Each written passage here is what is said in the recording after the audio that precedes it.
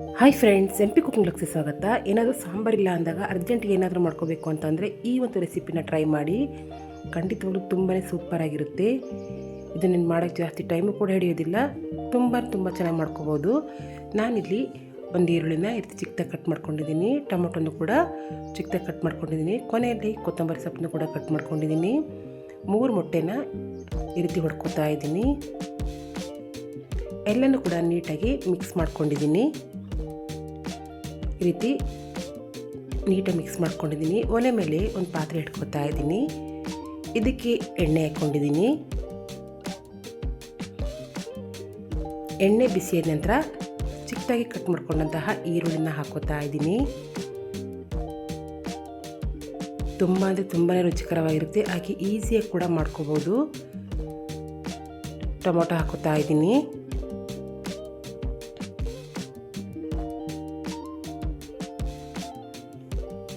ಎಲ್ಲನೂ ಫ್ರೈ ಮಾಡ್ಕೊತಾ ಇದ್ದೀನಿ.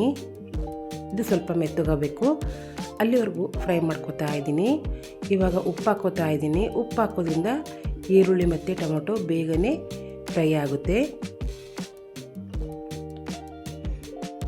ಸಾಂಬಾರು ಮಾಡೋಕ್ಕೆ ಟೈಮ್ ಇಲ್ಲ, ಏನಾದರೂ ಸ್ಪೆಷಲಾಗಿ ಮಾಡ್ಕೋಬೇಕು ಅಂತಂದರೆ ಈ ರೆಸಿಪಿನ ಖಂಡಿತವಾಗ್ಲೂ ಒಂದು ಸಲ ಟ್ರೈ ಮಾಡಿ ನೋಡಿ. ಇವಾಗ ಇದಕ್ಕೆ ನಾನು ಸ್ವಲ್ಪ ಕಾಳು ಮೆಣಸಿನ ಪೌಡರ್ ಹಾಕ್ಕೊಂಡಿದ್ದೀನಿ.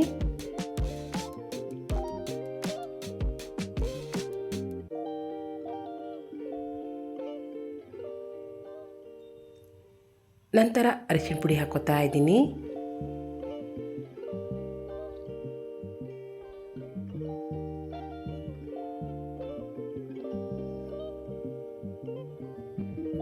ಇವಾಗ 1 ಸ್ಪೂನ್ ಅಚ್ಕಾರ್ ಪುಡಿ ಹಾಕೋತಾ ಇದ್ದೀನಿ. ಇದಕ್ಕೆ ಯಾವುದೇ ರೀತಿ ಜಾಸ್ತಿ ಮಸಾಲೆ ಹಾಕೋದು ಬೇಡ. ಕೊನೆಯಲ್ಲಿ ಧನಿಯಾ ಪೌಡರ್ನ ಹಾಕೋತಾ ಇದ್ದೀನಿ. ಇಷ್ಟನ್ನು ಹಾಕ್ಕೊಂಡು ಫ್ರೈ ಮಾಡ್ಕೊಂಡಿದ್ದೀನಿ.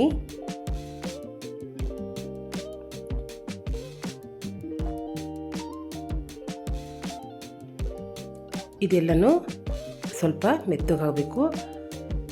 ಕೊನೆಯಲ್ಲಿ ಕೊತ್ತಂಬರಿ ಸೊಪ್ಪು ಹಾಕೋತಾ ಇದ್ದೀನಿ.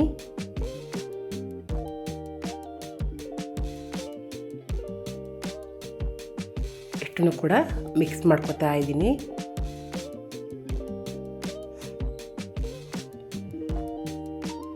ಏನಾದ್ರು ಗೆಸ್ಟ್ ಬಂದಾಗ ನಮಗೆ ಏನಾದ್ರು ಸ್ಪೈಸಿಯಾಗಿ ತಿನ್ನಬೇಕು ಅಂದಾಗ ಈ ಒಂದು ರೆಸಿಪಿನ ಟ್ರೈ ಮಾಡಿ. ಇವಾಗ ಸ್ವಲ್ಪ ಮುಚ್ಚಳ ಮುಚ್ಚಿ ಬೇಯಕ್ಕೆ ಬಿಡ್ತಾ ಇದ್ದೀನಿ. ಮುಚ್ಚಳನ್ನು ಕೂಡ ತೆಗೆದಿದ್ದೀನಿ.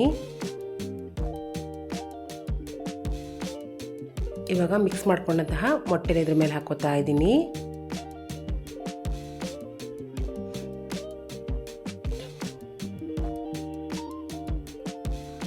ಎಲ್ಲನೂ ಕೂಡ ಇದ್ರ ಮೇಲೆ ಹಾಕೋತಾ ಇದ್ದೀನಿ. ಇದೊಂದಿದ್ರೆ ಯಾವುದೇ ರೀತಿ ಚಟ್ನಿ ಬೇಡ, ಸಾಂಬಾರು ಬೇಡ, ಅನ್ನನ ಆಗಿ ತಿನ್ಬೋದು. ಅಷ್ಟೊಂದು ಚೆನ್ನಾಗಿರುತ್ತೆ. ಇವಾಗ ಇದ್ರ ಮೇಲೆ ಮುಚ್ಚಳ ಹಾಕ್ತಾ ಇದ್ದೀನಿ. ಇದೊಂದು ಸ್ವಲ್ಪ ಬೇಯಕ್ಕೆ ಬಿಡಬೇಕು. ಇವಾಗ ನಾನು ಇದ್ರ ಜೊತೆಗೆ ಅನ್ನ ಮಾಡ್ಕೋತಾ ಇದ್ದೀನಿ. ಅನ್ನದ ಜೊತೆ ಅಂತೂ ತುಂಬಾ ಚೆನ್ನಾಗಿರುತ್ತೆ. ಹಾಗೆ ಸೈಡ್ ಡಿಶ್ ಆಗು ತುಂಬಾ ಸೂಪರಾಗಿರುತ್ತೆ. ಅದಕ್ಕೋಸ್ಕರ ಸ್ವಲ್ಪ ಅನ್ನನೂ ಮಾಡ್ಕೋತಾ ಇದ್ದೀನಿ. ಮಕ್ಕಳಿಂದ ಹಿಡಿದು ದೊಡ್ಡವ್ರಿಗೂ ತುಂಬಾ ಇಷ್ಟವಾಗುತ್ತೆ. ಖಂಡಿತವಾಗ್ಲೂ ಒಂದ್ಸಲ ಟ್ರೈ ಮಾಡಿ ನೋಡಿ. ಇವಾಗ ಅನ್ನಕ್ಕೆ ಕೂಡ ಇಟ್ಟಿದ್ದೀನಿ. ಮುಟ್ಲಕ್ಕೆ ತೆಗಿತಾ ಇದ್ದೀನಿ. ತುಂಬಾ ಪರ್ಫೆಕ್ಟಾಗಿ ಬರುತ್ತೆ. ಇವಾಗ ಇದನ್ನ ತಿರುಗಿಸಿ ಹಾಕೋತಾ ಇದ್ದೀನಿ.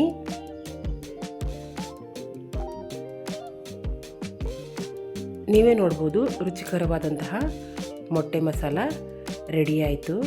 ಯಾವುದೇ ರೀತಿ ಜಾಸ್ತಿ ತರಕಾರಿ ಬೇಡ, ಹಾಗೆ ಮಸಾಲೂ ಕೂಡ ಬೇಡ. ತುಂಬಾ ಪರ್ಫೆಕ್ಟ್ ಆದಂತಹ ಮೊಟ್ಟೆ ಮಸಾಲನ ನಾವು ರೆಡಿ ಮಾಡ್ಕೋಬೋದು. ಸಾಂಬಾರು ಮಾಡ್ಕೊಳ್ಳೋಕ್ಕೆ ಟೈಮ್ ಇಲ್ಲ ಅಂದಾಗ ಈ ರೀತಿ ಒಂದು ರೆಸಿಪಿನ ಖಂಡಿತವಾಗ್ಲೂ ಟ್ರೈ ಮಾಡಿ. ತುಂಬ ಅಂದರೆ ತುಂಬ ಚೆನ್ನಾಗಿರುತ್ತೆ. ಅನ್ನದ ಜೊತೆ ಅಂತೂ ಹೇಳೋ ಹಾಗೆ ಇಲ್ಲ, ಆ ರೀತಿ ಚೆನ್ನಾಗಿರುತ್ತೆ. ಇದ್ರ ಜೊತೆ ಅನ್ನ ಹಾಕ್ಕೊಂಡು ಕಲಿಸ್ಕೊಂಡು ತಿಂತಾಯಿದ್ರೆ ತುಂಬಾ ಸೂಪರಾಗಿರುತ್ತೆ. ಖಂಡಿತವಾಗ್ಲೂ ಈ ರೆಸಿಪಿನ ಮಿಸ್ ಮಾಡದೆ ಟ್ರೈ ಮಾಡಿ. ನನ್ನ ಮಗಳಿಗೆ ಕೂಡ ಹಾಕ್ಕೊಟ್ಟೆ. ಅವಳು ಕೂಡ ತುಂಬಾ ಸೂಪರಾಗಿದೆ ಅಂತ ಹೇಳಿದ್ಲು. ನನ್ನ ರೆಸಿಪಿ ಇಷ್ಟ ಆದರೆ ಹಾಗೆ ನನ್ನ ವ್ಲಾಗ್ಸ್ ಇಷ್ಟ ಆದರೆ ಪ್ಲೀಸ್ ಲೈಕ್ ಮಾಡಿ, ಸಬ್ಸ್ಕ್ರೈಬ್ ಮಾಡಿ, ಸಪೋರ್ಟ್ ಮಾಡಿ. ಪಕ್ಕದಲ್ಲಿ ಕಾಣುವಂತಹ ಬೆಲ್ಲೈಕನ್ ಕೂಡ ಪ್ರೆಸ್ ಮಾಡಿ, ಕಮೆಂಟ್ಸ್ ಕೂಡ ಹಾಕಿ. Thank you.